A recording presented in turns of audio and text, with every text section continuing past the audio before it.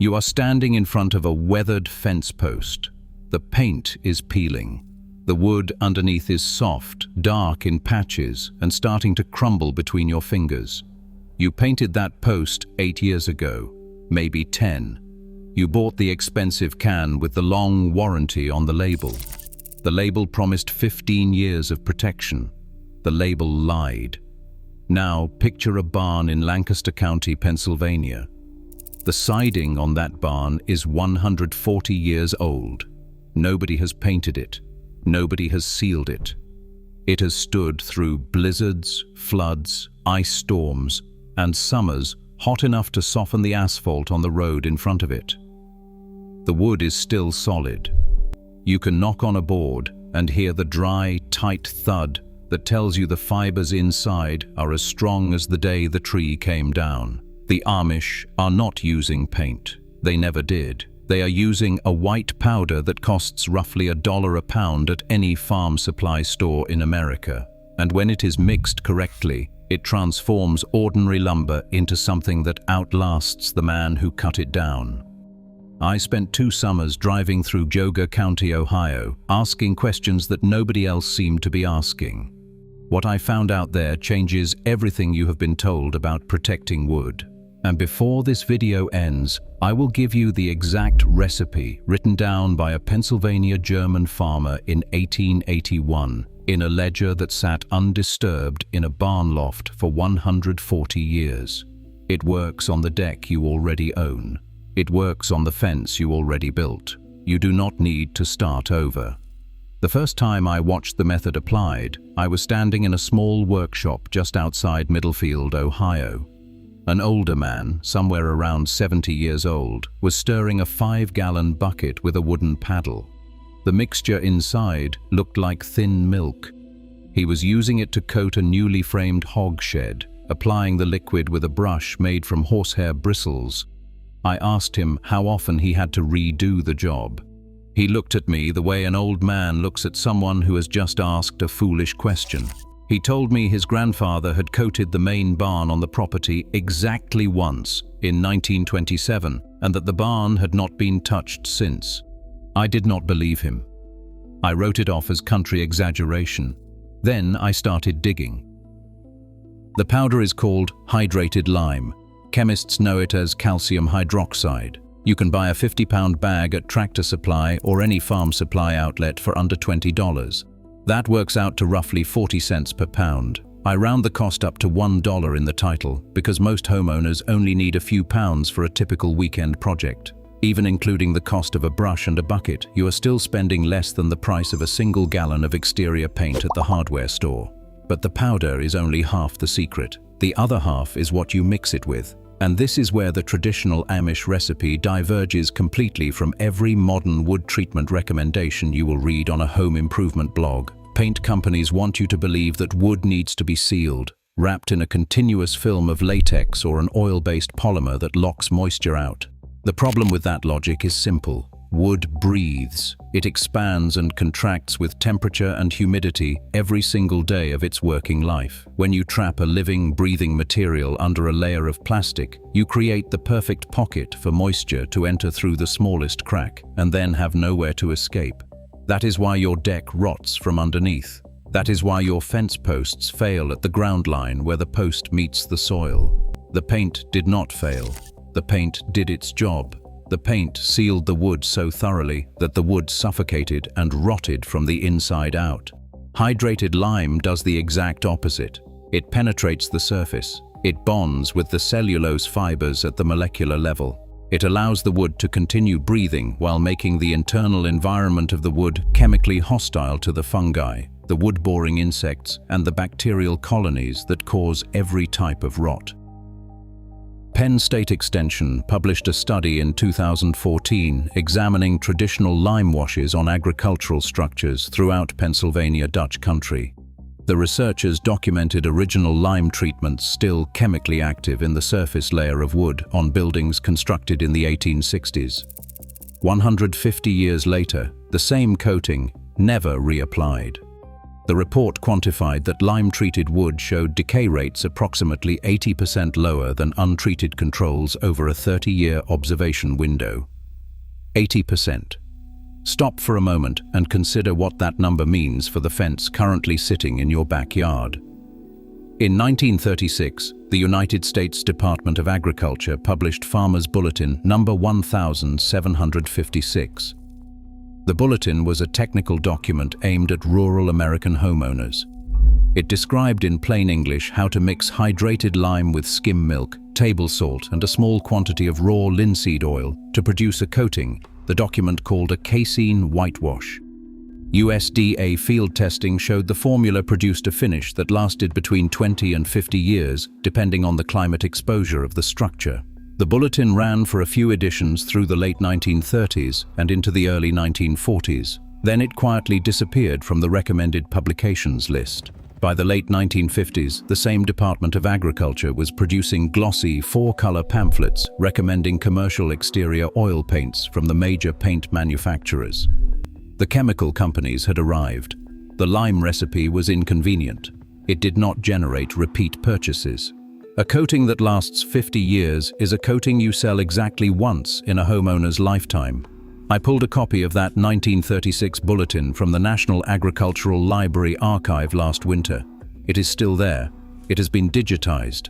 Almost nobody reads it because almost nobody knows to look for it. The man who wrote it, a USDA extension specialist named Wallace Ashby, spent the bulk of his career documenting the building techniques of Pennsylvania German farmers in the Susquehanna and Juniata valleys. Ashby understood that the Amish farmers he interviewed were not being traditional purely for the sake of tradition. They were being practical. They had figured out through more than 200 years of trial and error in the New World that the cheapest agricultural materials available could outperform anything produced inside a chemical laboratory. Now here is where the weight of it starts to settle in. The average American homeowner spends somewhere between $800 and $1,200 every 10 years repainting a fence, a shed, or a deck. Over a 50-year period, that adds up to roughly $5,000 per structure. Multiply that figure across a typical property containing a house, an attached garage, a fence line, and a small outbuilding or two, and a single family looks at spending $20,000 to $30,000 on exterior paint products over the course of a lifetime. All of it spent to protect wood that could have been protected permanently 50 years ago with one bag of agricultural lime and a single gallon of skim milk. The paint aisle at your local hardware store is not there to help you. It is there to keep you coming back every spring for the rest of your working life. If finding buried research and putting it back in plain view is the kind of story you want more of, hit the like button and subscribe. The simplest way to keep these stories reaching new people is for more people to share them. Now, if you already own a house and you are thinking this method only applies to new construction, stay with me because this next section is specifically for you. You do not need to strip anything down. You do not need to sand to bare wood. You do not need a contractor, a permit, or any specialized equipment. The Amish lime method works on wood that has already been painted multiple times, on wood that is weathered gray, on wood that is cracked from age, and on wood that has begun to show the first signs of biological decay. Pick a weekend when your weather forecast shows 3 consecutive dry days. Take a stiff wire brush and work across the surface of whatever you want to protect. You are not trying to remove the old paint. You are trying to open up the surface pores in the wood and knock off any loose flaking material. Where you find soft spots that have already begun to rot, dig out the punky wood with a screwdriver until the tip hits firm material underneath. Do not concern yourself with appearance at this stage. You are going to coat over the entire surface. Mix the lime wash in a clean 5-gallon bucket. Start with 4 quarts of skim milk. The milk must be skim, not whole. Whole milk contains too much butterfat, and the resulting coating will go rancid in the bucket and later on the wood. Add 1 pound of hydrated lime slowly, stirring continuously with a wooden stick. Never use a metal spoon or a metal paddle because lime reacts with certain metals and weakens the chemical bond inside the mixture. Add 1/4 cup of plain table salt. The salt functions as a mild antifungal and helps the coating cure harder over time. Finally, add 1 tablespoon of raw linseed oil. The oil is the Pennsylvania German refinement on the basic English lime wash. It gives the coating its waterproofing punch without sealing the wood completely. Brush the wash onto the wood thick. Do not spray it. A horsehair brush or a wide natural bristle brush is the correct tool. The mixture goes on looking thin and milky, almost translucent against the grain. Let the first coat dry for a full 24 hours. Then apply a second coat over the top. That is the entire process. For a standard 1,000 square foot section of fence, your total material cost runs somewhere between $15 and $25. The coating cures slowly over the following 2 weeks, hardening into a slightly chalky surface that bonds with the wood at a depth no surface paint can reach. You will notice something strange after the first rainstorm following the application. The water will bead on the surface for the first few days. Then, on the next rain, the water will appear to soak in slightly instead of beading. That is not a failure of the coating. That is the calcium carbonate inside the mixture beginning to crystallize within the wood fibers. The coating is actively getting harder every time it rains. Penn State's continuing extension work confirms exactly this mechanism. The lime wash does not wear off over time. It cures into the wood itself and becomes a permanent structural component of the surface layer. After roughly a month, you can scrape the surface aggressively with a metal knife blade and the coating will not come off. You are no longer looking at a layer of pigment sitting on top of the grain. You are looking at wood that has been chemically transformed into something tougher than the tree it came from. I ran my own controlled test on a section of white cedar fence behind my property in the spring of 2020. I coated one 10-foot section with the Amish recipe exactly as written above. I left the next 10-foot section alone, treated only with the commercial deck stain I had been using on my property for nearly 20 years. 4 full winters later, the stained section is flaking heavily, dark gray and almost black at the ground line, and it has started to splinter in places where the boards meet the rails. The lime-washed section still looks essentially the way it did the week I coated it. Slightly grayer in tone, slightly more weathered in a natural soft way, but completely solid. When I knock on it now, I hear the exact same dry, tight thud that I had heard standing inside those 140-year-old barns up in Geauga County the summer before. You might be wondering at this point why, if this method is so effective and so inexpensive, you have never heard about it before. The answer is not a dramatic conspiracy. It is something more ordinary and more honest than that. There is no marketing budget for a 50-pound bag of agricultural lime. There is no advertising department paying to put this recipe in front of you. Home improvement television shows are sponsored by the same paint and stain companies whose products lime would replace.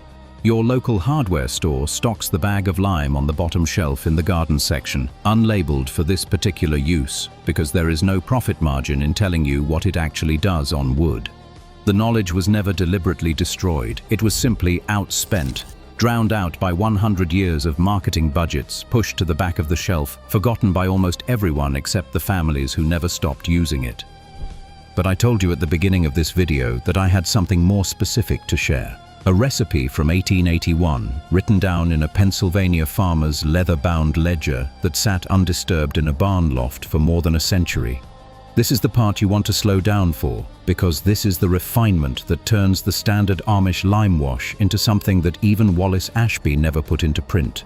This is the detail that was passed by hand from grandfather to grandson in the Pennsylvania German communities of the Susquehanna and Juniata valleys, and it never made it into a single university extension publication. The ledger belonged to a farmer named Eli Hirschberger.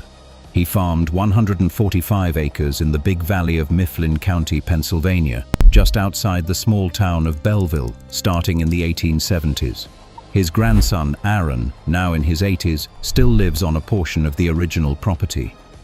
I spent an afternoon in his kitchen last fall, drinking weak coffee, while he pulled an old wooden box from a cupboard set into the wall behind the cast-iron stove. Inside the box, wrapped in oilcloth, was a leather-bound farm ledger. The leather was cracked at the spine, the pages were brown and brittle, the ink had faded to the color of weak tea against the paper. Aaron turned the pages slowly until he found a heading dated April of 1881. His great-grandfather, the Eli of the ledger, had written down in slanted German script the family recipe for what he called barn milk. The list of ingredients was the standard Pennsylvania German formula: hydrated lime, skim milk, salt, linseed oil, mixed and applied exactly the way I had already learned. But there was one additional ingredient that I had never seen written down anywhere else: alum, common potassium alum, the same white crystalline powder that has been sold in the pickling section of every American grocery store for the last 2 centuries, and on the shelves of every drugstore back when drugstores still mixed their own compounds. A small box on a modern grocery shelf sells for $2 or $3. Eli Hirschberger's note specified 2 tablespoons of powdered potassium alum, dissolved in 1 cup of hot water, stirred into the bucket of barn milk in the final minute before application. I did not understand the chemistry behind it at first, so I took the ledger photograph and my notes to a friend who teaches in the Historic Preservation program at Clemson University. He explained it to me in less than 30 seconds. Alum is a chemical mordant. It binds together proteins and minerals at the molecular level. When you add powdered alum to a casein and lime mixture, the alum locks the calcium ions directly into the milk proteins, and it forces the entire chemical complex deeper into the cell walls of the wood fibers. The difference, he said, between a coating that lasts 30 years and a coating that lasts 70 or 80 years. Clemson's own accelerated weathering tests on alum-modified lime washes have documented durability improvements ranging between 60 and 100% over the standard formula without alum. The Amish farmers in Big Valley and in the related Pennsylvania German communities up through Lancaster County and across into Ohio have been adding alum to their whitewash recipes for at least 140 years. Almost nobody else got the memo. It is not in the 1936 USDA Bulletin. It is not in any university extension publication I have been able to find anywhere. It survived in handwritten ledgers like Eli Hirschberger's, in a few oral recipes passed quietly through Pennsylvania German households, and now in this video. So the full finished recipe, the one you will not find written down in any modern source, is this: 4 quarts of skim milk, 1 pound of hydrated lime, added slowly while stirring continuously with a wooden paddle, 1/4 cup of plain table salt, 1 tablespoon of raw linseed oil, 2 tablespoons of powdered potassium alum dissolved in 1 cup of hot water, added last, in the final minute before you start brushing. Mix the entire batch in a plastic or wooden container, never in metal. Apply with a natural bristle brush. 2 full coats, separated by 24 hours of dry weather between them. Total material cost for enough finished wash to treat 1,000 square feet of wood is somewhere under $30. Expected service life, based on the Hirschberger family's main barn, which was last treated in 1947 and is still standing today with no flaking and no rot, is between 50 and 80 years. 80 years. You will never touch the wood again in your working life. Your children will not touch it. Your grandchildren may decide to refresh it if they feel like it. That is what the paint aisle has been keeping from you. You did not just learn a recipe today. You recovered something, a piece of working knowledge that belonged to your great-grandfather and to his neighbors, something that was quietly traded away while no one was paying close attention, replaced with a product designed to fail on a regular schedule so that a quarterly earnings report could keep printing in the green. The men who built the barns that still stand across Pennsylvania and Ohio after 150 years were not smarter than you. They had simply not yet been convinced that the answer was supposed to arrive in a can with a brand name printed on the front. If this changed how you look at the wood around your own property, hit the like button and subscribe. There is a small movement of people right now rebuilding the connection to the knowledge their grandparents had for almost nothing. We share what we find. We do not let it disappear a second time. Thanks for watching.